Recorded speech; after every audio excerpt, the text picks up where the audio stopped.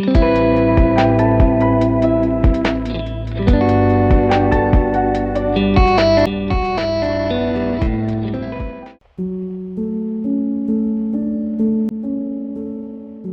you, I'm really glad you are here, even though I know this might not be the easiest conversation, but sometimes the hardest ones are the most necessary, so let's dive in.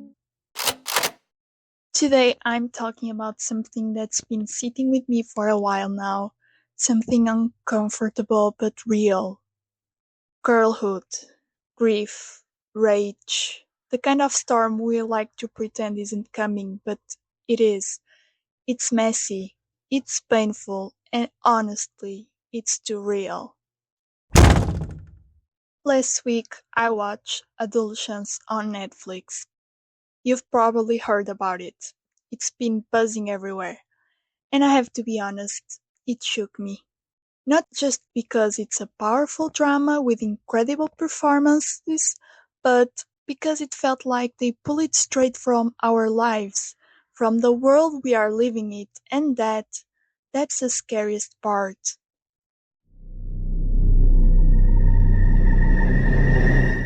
Adolescence tells the story of the Miller family, a family just living their lives until everything falls apart.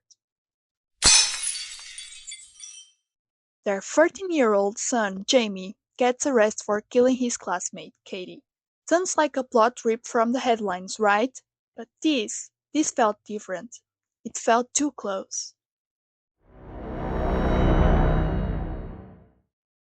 What hit me hardest wasn't just Jamie's actions, but the way the show unfolded his character. His relationship with his dad, Eddie, felt real, raw, complicated, and heartbreaking. But here's the thing about Jamie. He doesn't care what his mom or sister think. The only thing he wants is Eddie's approval. He wants to be the man his father is, tough, unemotional, in control. Eddie is a plumber, embodies everything Jamie thinks he should become. But here's the truth. Jamie isn't a man. He's a boy, lost, confused, desperate for validation in a world that doesn't offer much. And the love he craves, it's built on toxic expectations, on an idea of masculinity that's broken from the start. And what happens when that kind of love is all you know? What happens when you are taught the only way to be a man is through power, control, and silence? You get misguided rage, you get violence, and you get consequences that nobody saw coming. What's most unsettling about adolescence is how much it doesn't feel like fiction at all. It feels like a mirror. Just days after the show dropped, the news hit. Kylie Clifford murdered 3 women after immersing himself in Andrea Tate videos and toxic podcasts. Does that sound familiar? Because it's not a glitch, it's a pattern we've been ignoring for far too long. The rage that Jamie feels, it's not just his, it's everywhere. Boys are being fed this idea that their anger, their entitlement, even their violence are justified. They are told to suppress their emotions, to believe they are entitled to respect, to feel like the world owes them something simply because they exist. And when they don't get what they think they deserve, they lash out. It's not just a show, it's happening in real life every day. Let me be clear about something here. I'm angry. I'm fuming because I see how deeply messed up this is, and I know you do too.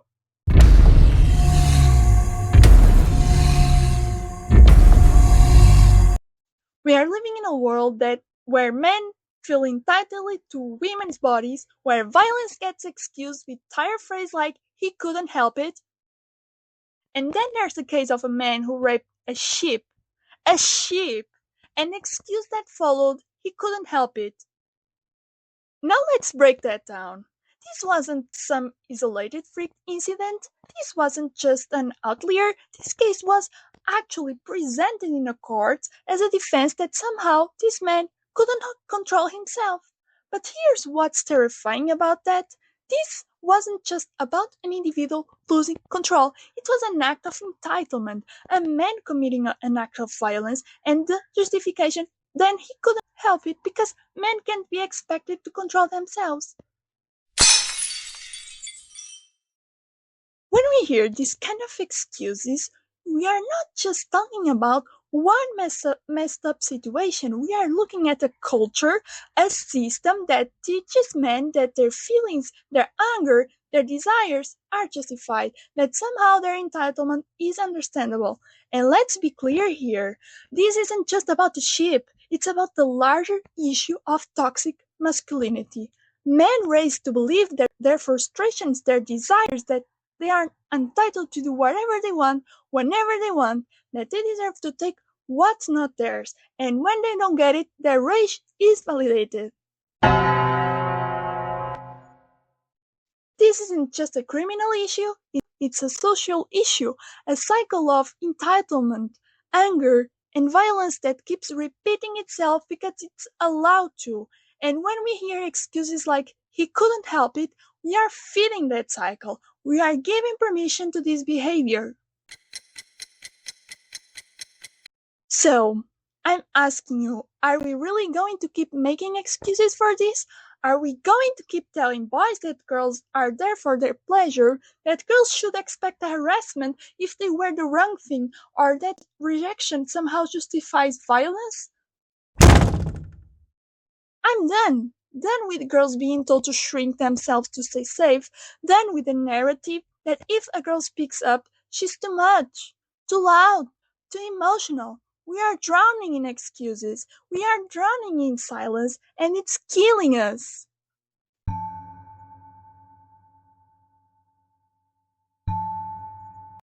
Here's the reality.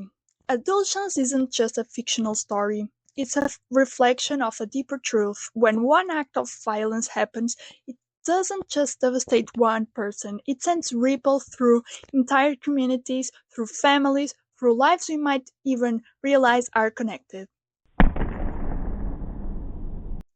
And while the victim suffers the most, the ripples are felt by everyone, from their loved ones to strangers who suddenly become a little more afraid, a little more cautious.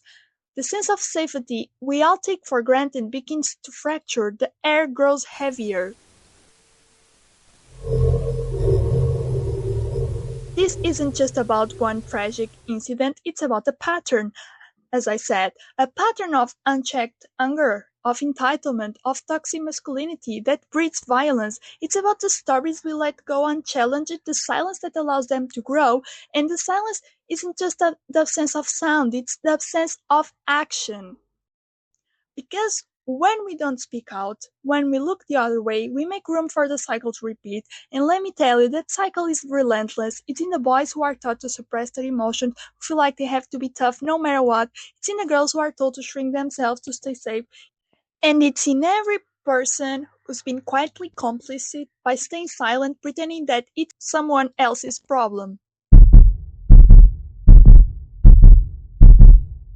The truth is, if we want things to change, we need to break the silence. We need to stop pretending that these stories don't impact us, that these aren't our boys, our daughters, our communities. Because the longer we stay quiet, the longer we allow these patterns to persist, the more we risk being part of the problem. We can't let this continue. We are the ones who need to speak up, who need to demand better, who need to change the narrative. This isn't about pointing fingers, it's about recognizing that we are responsible for creating the world we want to live in. We can either continue the cycle or we can choose to stand up and say, enough. We can choose to break the silence. And that's why this matters, because if we don't act now, we are letting the cycle continue, and the damage, the loss, will be felt by all of us. I'm Mafalda, and this is Just Fluid. We are not just being loud, we are awakening. We won't stay silent anymore. It's time to change the story. We are not stopping. This is just the beginning. Here's your blue thought of the week. Your voice matters. Your anger is a spark. Don't let anyone silence it. It's time to act. The world needs your fire. Take care of each other. This is just Blow It. See you next episode. Bye!